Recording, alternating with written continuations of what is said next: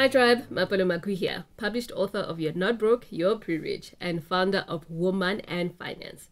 In partnership with Old Mutual, I'm excited to bring you Level Up Your Personal Finance podcast series, where I'll be discussing all things money with the aim to help you navigate your financial journey successfully.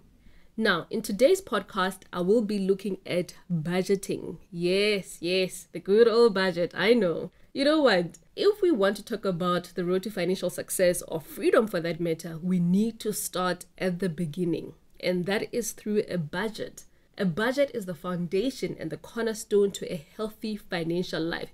You cannot say you want to financially succeed and not have a budget. It's impossible. Now, before I get into what a budget is and how you can start one, I first need to acknowledge the fact that, you know what, we are going through a very, very difficult time right now. And the pandemic has resulted in economy suffering, and therefore a lot of people's income is being impacted negatively. But you know what? I believe that now more than ever, what this crisis is teaching us is that we need to take care of our finances, because you just never know if or when a crisis or an emergency will hit. And it really goes to show that if you take care of your finances, your money will take care of you when you need it the most.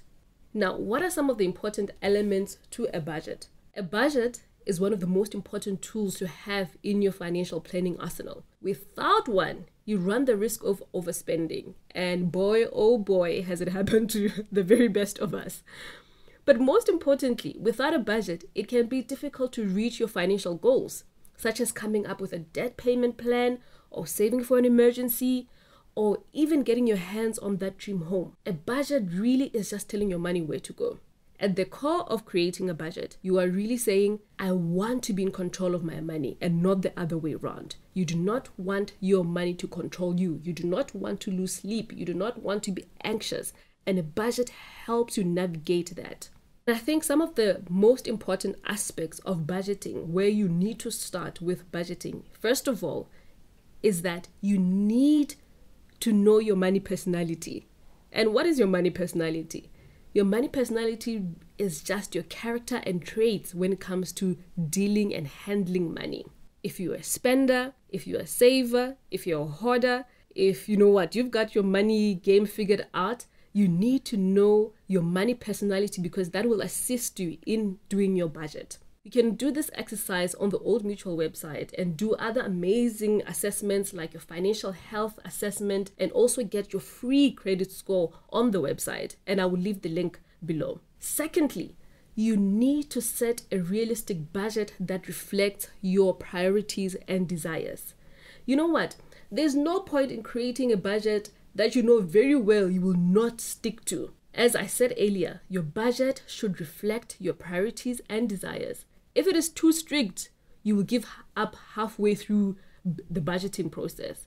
But also, if you are in a partnership or marriage, the both of you need to come on board and set a realistic budget for your family. What do I mean by this? For example, I know a couple who were at loggerheads with what their budget should look like. The wife thought the budget for the food should be smaller, while the husband thought it should be more. Eventually, after learning their money personalities and setting some financial goals together, they eventually came to a compromise. And at the end of the day, it was their financial life that was improved. So make sure that your budget is realistic and really speaks to the needs and wants of your family. The third thing, have your budget written down on paper, or at least on an Excel or an app. Trust me, it's a whole different thing when you see it physically written down or on a laptop somewhere. Just having the numbers in your head will not work. You need to physically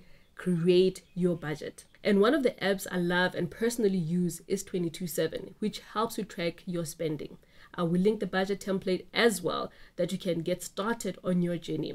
And also remember to download the 22/7 app on your phone and keep track of your expenses. That's how you know if your budget is working or not. One of the best methods that I absolutely love using when it comes to budgeting is called the 50-30-20 rule, which says that 50% of your income should go towards your needs, such as your rent or bond, food, car payment, fuel, your needs, the stuff that you need to survive, right? Then The 30% will go towards your wants, such as your DSTV subscription or Netflix, entertainment, eating out, and upgrading your phone, upgrading from a Toyota Tez to a BMW, which I must mention you should not do if you have debt. The last 20% should go towards your emergency fund or funding your tax-free savings account. And remember, with your tax-free savings account, you can contribute up to a maximum of $36,000 per year. And I encourage you to max this out every single year. It's a great opportunity for you to save, but also the fact that you will not be charged any tax at all. I think you should take that opportunity. But also into your retirement annuity or other investments. Lastly, much like anything worth having, you have to constantly work at budgeting. You probably will not perfect the art of budgeting the first few times you try it. But one thing I can guarantee you, tribe, is that if you persist, you will eventually get it right. And it will bear much, much fruit. Not only for yourself, but for the rest of your family. I hope you enjoyed today's podcast, tribe, and that you are equipped with the tools and resources to help you on your road to creating a successful budget. In the next podcast, I will be speaking to an amazing guest, and we will be discussing the concept of financial freedom. What is financial freedom? What does financial freedom look like to you? Until the next episode, have yourself a great day, tribe.